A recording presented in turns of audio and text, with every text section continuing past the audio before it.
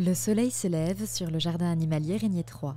Sur le flanc du rocher de Monaco, on s'active dès les premières lueurs du jour. Laurent Perronnel est le directeur du site. Devant lui se dressent les futurs repas de quelques-uns des habitants du parc.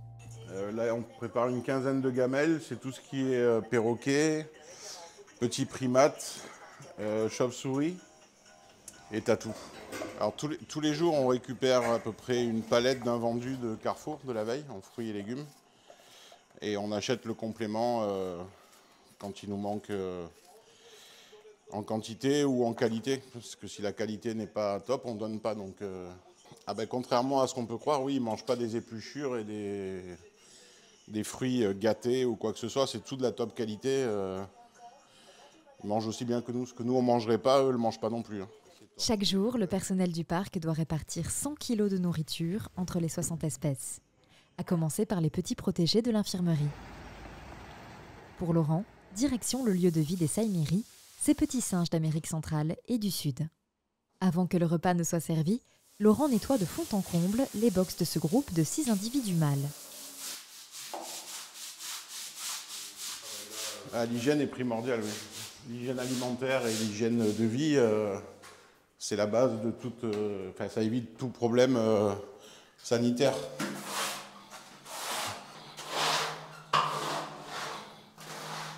Après, il faut savoir que les primates sont sensibles aux mêmes maladies, aux mêmes germes et aux mêmes microbes que nous, donc il faut y faire attention. Une fois par semaine, un traitement à la javel est utilisé en plus du lavage quotidien. C'est pareil, c'est important après chaque utilisation du matériel, que ce soit le balai-brosse, les éponges, les raclettes, de bien les nettoyer après usage, sinon le lendemain on remet ce qu'on a enlevé la veille, quoi. Tous les matins, les Saïmiris consomment entre 800 grammes et 1 kg de fruits et légumes, en plus d'un cake vitaminé l'après-midi.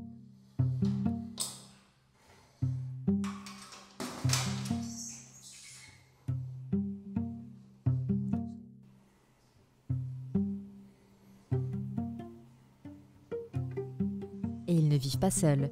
Ils partagent leur terrain de jeu avec de grands volatiles et notamment ces 2 perroquets, des aramacao, l'oiseau national du Honduras.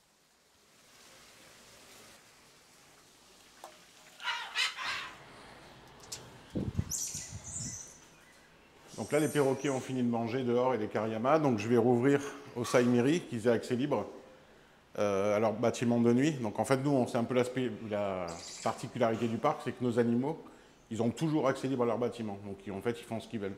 Ils peuvent être vus du public ou pas vus. Ils ont toujours un moyen, ils ont toujours possibilité d'avoir une zone de retrait ou de ne pas être vus du public.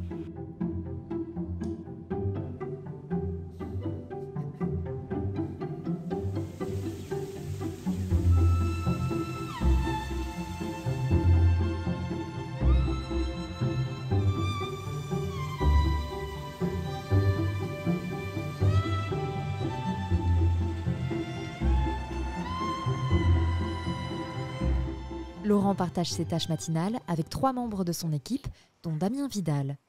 Aux côtés des animaux du jardin animalier depuis plus de 8 ans, il a rendez-vous dans le vivarium. Donc c'est l'albinos qu'on va nourrir aujourd'hui. Dans l'autre partie, comme ça je vais pouvoir séparer pour qu'elle puisse manger tranquille. Pour Galac, le repas d'aujourd'hui sera un lapin entier. À côté, Rocco devra attendre encore quelques jours. Donc les gros serpents, donc les serpents qu'on a dans le vivarium du bas, ça sera à peu près une fois par mois.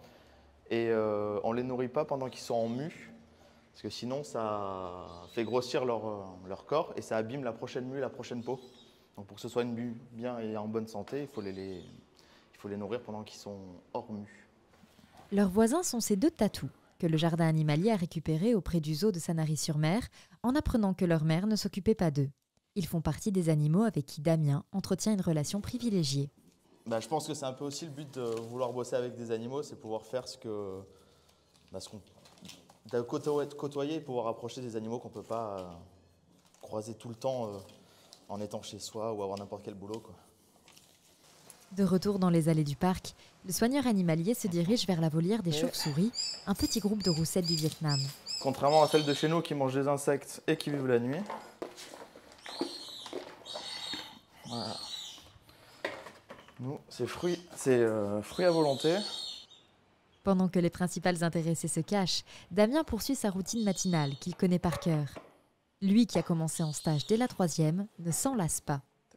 Le travail, ça ne sera jamais tout à fait le même parce que tous les jours, que ce soit les animaux, travailler avec du vivant, ça va changer les comportements, avoir les œufs. Ça ne sera jamais pareil chaque jour. Même si on fait tout le temps la même chose, ça ne sera jamais une même journée en fait.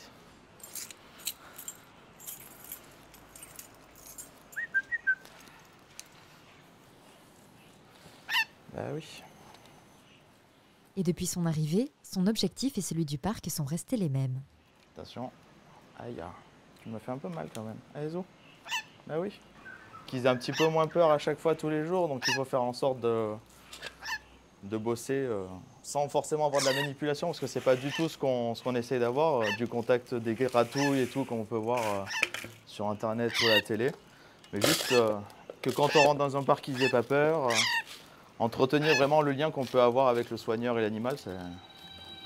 Voilà. Créé par le prince Régnier III en 1974, le jardin animalier Régnier III fêtera ses 50 ans en décembre 2024. 5 décennies d'histoire et de liens avec les animaux.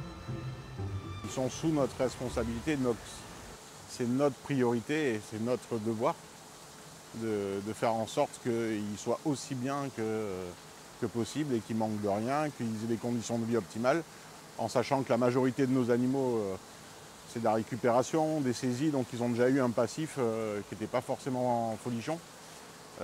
Donc on essaye de faire en sorte qu'ici, tout se passe au mieux.